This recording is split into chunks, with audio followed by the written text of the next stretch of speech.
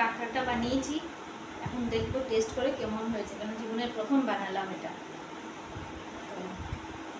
গার্জেনকে খেতে দিলাম, একবার টেস্ট করুক গার্জেন।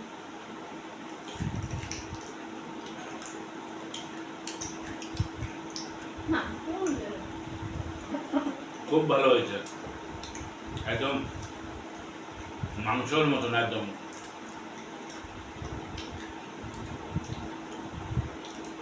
খেয়ে যা, দেখো তো কি হচ্ছে, সেদ্ধ হয়েছে কি না মাংস মাংস পাঠার মাংস নুন ঝাল নয়, সিটি দেবো আর দুটো, 4টে সিটি দিলাম, আস্তে আস্তে।